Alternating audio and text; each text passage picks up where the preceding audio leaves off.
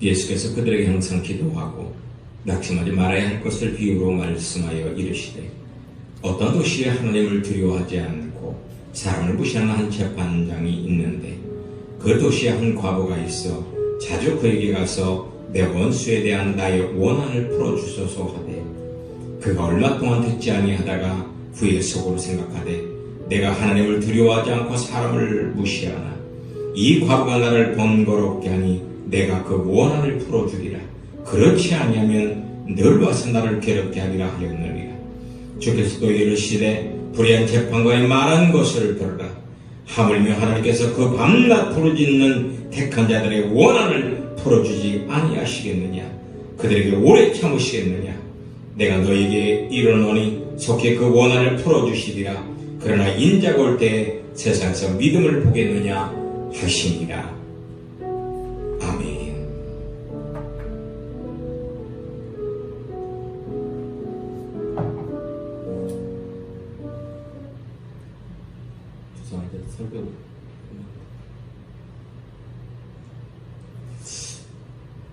여러분 안녕하십니까? 우리 서로 인사하도록 하겠습니다. 샬롬 하고 인사하도록 하겠습니다. 샬롬. 샬롬. 네. 오늘 저는 밤낮 부르짖으면 우리의 원한이 풀어집니다. 이런 제목으로 하나님의 말씀 증거하도록 하겠습니다. 북아프리카에 위치한 이집트 카이로에 몇 차례 간 적이 있었습니다. 저는 그곳에서 아주 재미있는 광경들을 보게 되었습니다. 대부분의 남자들은 삼삼오오 앉아서 물담배를 피든지 아니면 멍하니 하늘만 바라보고 있었습니다. 그러나 여자들은 이슬람 전통 복장인 히잡을 하고 거리를 활보하면서 다녔습니다. 특이한 것은 대부분의 부인네들이 혼자 다니지 않고 두세 명의 딸들을 거느리고 다닌다는 것이었습니다. 그런데 한결같이 부인네들은 100kg가 넘는 뚱뚱한 모습이었습니다. 그러나 딸들은 모델처럼 아주 날씬한 모습이었습니다. 뚱뚱하고 배가 남산처럼 나온 부인네들은 어찌나 그렇게 자랑스럽게 걸어가든지 날씬한 딸들은 어찌나 그렇게 다소곳하게 걸어가든지 나중에 가이드가 이런 현상에 대해서 설명을 해주었습니다. 부인들마다 그렇게 뚱뚱한데도 자랑스럽게 걸어가는 것은 중국에서는 뚱뚱한 것이 부유의 상징이라 그렇다는 것입니다. 뚱뚱한 몸매를 보임으로 해서 사람들에게 이런 무언의 메시지를 전한다는 거예요. 자, 봐라. 너희들이 나를 하찮게 여겼지만 나는 돈 많은 남편과 결혼해서 호의호식하여 이렇게 살까지 쪘으니 내가 바로 개천에서 솟아오른 용처럼 성공한 여자가 아니냐. 이런 무언의 메시지. 그럼 처녀들은 왜 그렇게 한결같이 날씬할까요? 처녀들이 날씬한 것은 중동에는 여자들이 물건처럼 천시되기 때문에 결혼할 때 신부 집에서 신랑으로부터 지참금을 많이 받기 위한 전략이라는 것입니다. 결국 처녀의 몸값을 높이려고 정책적인 다이어트를 시킨다는 거예요. 유목민인 베두인들은 일부 다처제인데 낙타 한 마리를 얻기 위해서 부인 2명과 맞바꾼다고 합니다. 한 명의 여성이 짐승인 낙타 한 마리만도 못하게 취급받는 시대였던 것입니다. 현재 중동 국가들이 아직도 이렇게 여성들을 천시하는데 예수님 당시에 중동에는 오죽했겠습니까? 두말할 것 없이 예수님 당시에 여자는 약자 중에 약자였습니다. 약자 중에 약자. 특히 과거는 그 정도가 훨씬 심했습니다. 오늘 말씀이 바로 천덕꾸러기인 중동 지역 과부에 대한 이야기입니다. 이 과부가 어떻게 최악의 상황에서 성경적인 성공을 이루었는지 우리는 한번 그 비결을 알아볼 것입니다. 본문에는 세상의 불의에 맞서 법정 투쟁을 하는 한 과부 이야기가 나옵니다. 결론부터 말씀드리자면 법보다 주먹이 앞서고 남성 우월적이고 게다가 극도로 타락한 재판관이 있는 상황에서 그토록 나약한 과부가 승리했다는 겁니다. 이 여인의말로 인간 승리의 선두주제라 아니할 수가 없는 것이죠. 세계적 경제의 고항으로 말미암아서 빈익빈 부익부 여성이 두드러지는 이 때에 돈 없고 빽 없는 우리 서민들이야말로 이 불쌍한 과부와도 같다 할 것입니다. 본문의 이 과부는 시대를 초월하여 우리에게 많은 소망을 안겨주고 있습니다. 이 과부는 어떻게 했길래 성공의 봉우리에서 승리의 깃발을 꽂을 수가 있었을까요? 그 성공적 비결을, 그 성경적 비결을 한번 알아보도록 하겠습니다. 첫 번째, 한번 따라서 보시겠습니다. 여러와 같은 마음을 가졌다. 여러와 같은 마음을 가졌다는 겁니다. 이 말의 의미는 세척에 타오르는 불처럼 성공하리라는 꿈을 가졌다는 것입니다. 어느 목사님 목양실 액자 이런 문구가 써 있었습니다. 목사에게 불이 있어야 사람들이 불구경 온다. 목사에게 불이 있어야 사람들 불구경 온다. 세부천 교회에 불이 있어야 주변 사람들이 불구경 온다. 리더자는 열정이 있어야 합니다. 맡겨진 일에 대한 열정이 있어야 되는 겁니다. 무슨 일을 하든지 열정을 가지고 하면 그 부분의 달인이 되는 것입니다. 달란트 비유에서 한 달란트 받은 사람의 문제는 돈의 문제가 아니었습니다. 열정의 문제였습니다. 라오디게아 교회 사역자도 마찬가지였습니다. 열정 없이 사는 것 자체가 죄악이라는 걸 알아야 합니다. 우리에게 주어진 인생은 짧든 길든 간에 주님께서 맡기신 최상의 달란트라는 것입니다. 우리는 열정을 갖고 살아야 합니다. 게으름과 걱정과 쾌락으로 시간을 낭비해서는 아니 됩니다. 우리에게 주어진 시간이 끝날 때 반드시 주님께서 세몰하시기 때문입니다.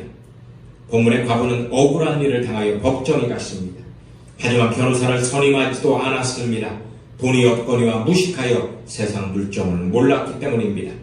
사실상 무엇을 알았다면 아마 법정에 올 생각도 하지 않았을 거예요. 법정 싸움 하려면 엄청난 돈이 필요한 거 아시죠? 결국 죄 없는 사람이 아닌 돈 많은 사람이 이기는 게임이 법정 게임입니다. 유전, 무죄, 무전, 유죄죠. 하지만 이 여인은 돌진했습니다. 무식하면 용감한 것인가요? 사실 돈 없고 백 없는 우리들은 이런 무식한 믿음이 필요합니다. 여러와 같은 마음은 현실감 없는 무식한 사람들의 마음이에요. 현실을 고려하고 우리의 처지를 생각하면 결코 전진할 수 없습니다. 나를 부인해야 합니다. 통찰력을 가지고 미래를 바라보아야만 하는 것입니다.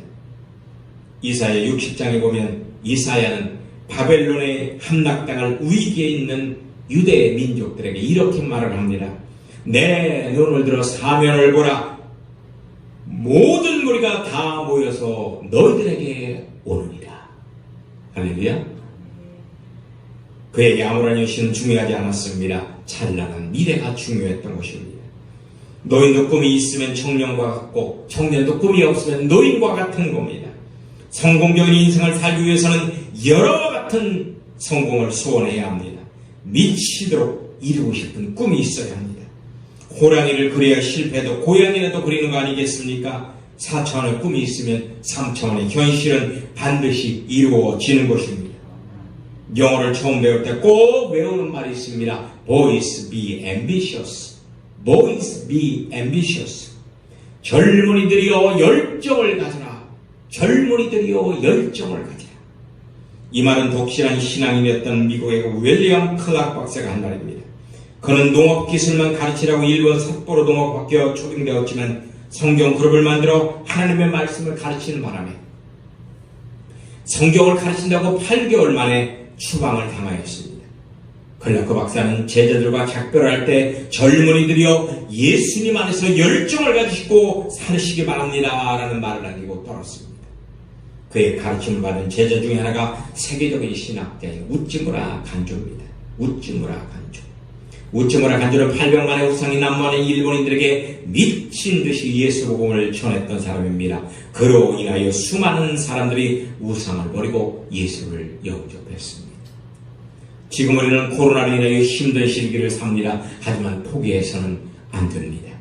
성공에 대한 미칠 듯한 열망을 가져야 합니다. 교회 부흥의 열망, 사업 성공의 열망, 가정 화목의 열망, 자녀의 열망 등 우리는 미친 듯한 열망을 갖고 살아야 합니다. 여러분들에게 여러와 같은 꿈이 있으면 생각이 긍정적으로 변하고 말이 긍정적으로 바뀌고 인생이 긍정적으로 변화됩니다.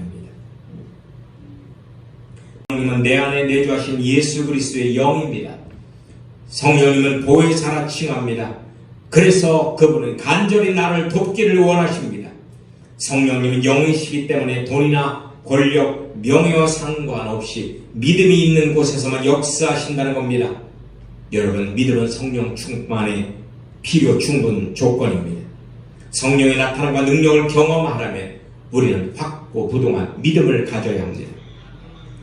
마가복음 5장에 보면 회장장 야이로와 예수님이 나옵니다.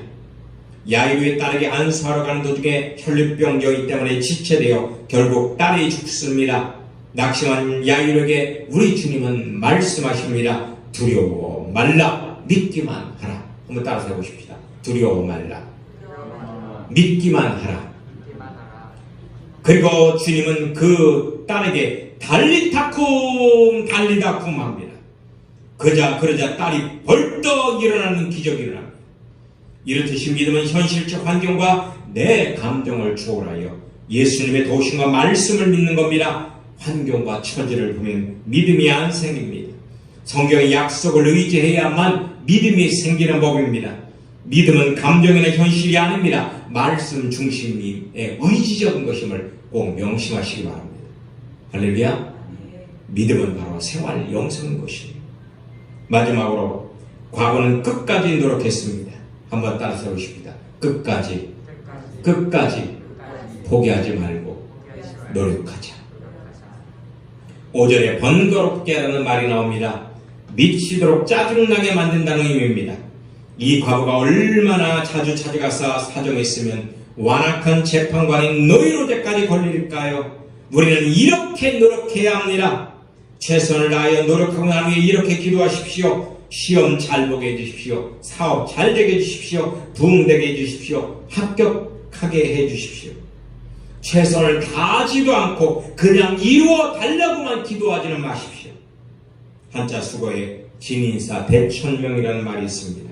이 말은 하나님은 스스로 돕는 자를 돕는다는 뜻입니다. 노력하지 않는 게으른 자는 하나님이 돕지 않습니다. 미국의 20대 대통령 가필드는 이렇게 연설을 했습니다. 제가 대학생 때 반에서 수학 성적이 매우 뛰어난 학생이 있었습니다. 뒤지기 싫어하는 저는 그를 따라잡기 위해 열심히 노력했습니다. 하지만 언제나 그 학생을 이길 수가 없었습니다.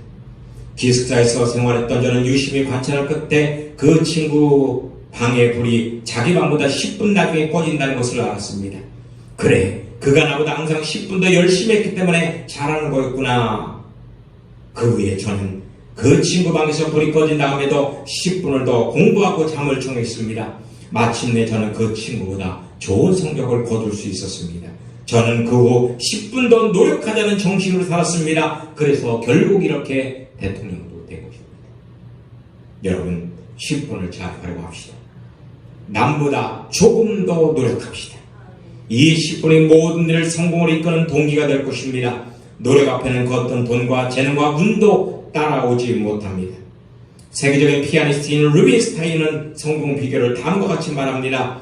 하루 연습을 게을리하면 내 자신이 알고, 이틀을 게을리하면 친구가 알고, 3일을 게을리하면 청중이 알게 되기에 게을리할 수가 없습니다. 미국의 철광왕 카네기는 이런 말을 합니다. 성공에는 어떤 속임수도 있을 수 없습니다. 다만 나에게 주어진 일에 피와 땀을 흘려 일한 결과일 뿐입니다. 할렐루야. 주님께서는 코로나로 낙심해 있는 우리들에게 이렇게 말씀하십니다. 한번 따라서 해보십시다. 택함받은 너희들이 밤낮으로 부르짖으면 속히 그 원한을 풀어주시리라. 여러분, 코로나19로 말미암아서 많은 원한이 있습니까? 밤낮 부르짖읍시다. 하나님께서는 지금 코로나로 인해서 어려움을 겪는 교회에 큰 은혜의 단비를 내려주실 것입니다. 할렐루야. 아멘. 우리 찬양하시겠습니다.